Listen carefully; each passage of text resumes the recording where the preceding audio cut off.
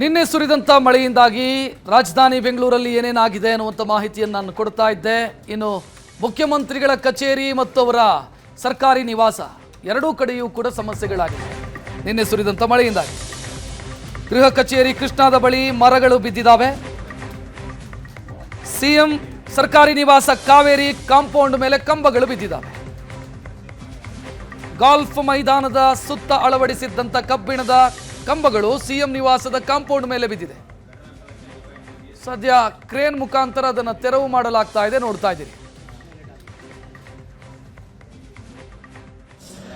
ನಿನ್ನೆ ಸುರಿದಂತಹ ಮಳೆಯಿಂದಾಗಿ ದೊಡ್ಡ ಅನಾಹುತಗಳು ಕೂಡ ಸಂಭವಿಸಿದೆ. ಅದರಲ್ಲೂ ಕೂಡ ಸಿಎಂ ಗೃಹ ಕಚೇರಿ ಆಗಿರುವಂತಹ ಕೃಷ್ಣ ಮತ್ತು ಅವರ ನಿವಾಸ ಆಗಿರುವಂತಹ ಕಾವೇರಿ ಬಳಿ ದೊಡ್ಡ ದುರಂತ ನಡೆದಿರುವಂಥದ್ದು.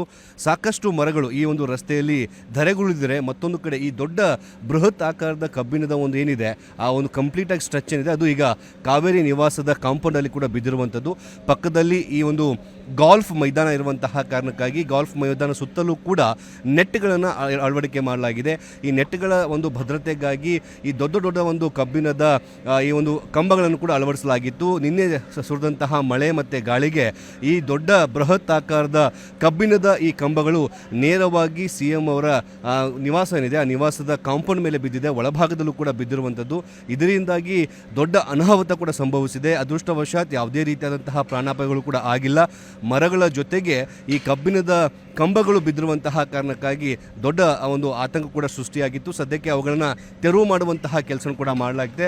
ಬೃಹತ್ ಆಕಾರದ ಈ ಕ್ರೇನ್ಗಳ ಮುಖಾಂತರವಾಗಿ ಜೊತೆಗೆ ಈ ಕಬ್ಬಿಣವನ್ನು ಕಟ್ ಮಾಡುವಂತಹ ಸಲಕರಣೆಗಳನ್ನು ಬಳಕೆ ಮಾಡಿಕೊಂಡು ಇವುಗಳನ್ನು ತೆರವು ಮಾಡುವಂತಹ ಕೆಲಸ ಕೂಡ ಮಾಡಲಾಗ್ತಾ ಇದೆ.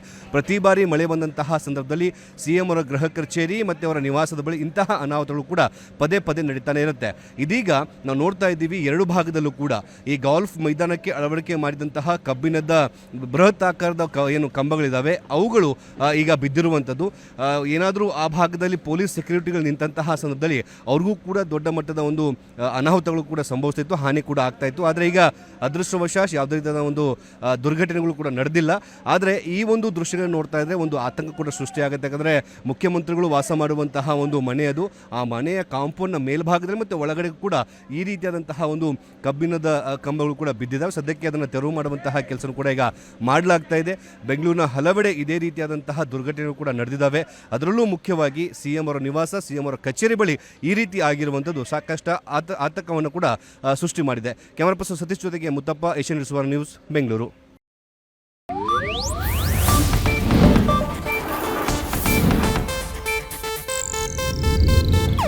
ಇದು ಏಷ್ಯಾನೆಟ್ ನ್ಯೂಸ್ ನೆಟ್ವರ್ಕ್ ಪ್ರಸ್ತುತಿ.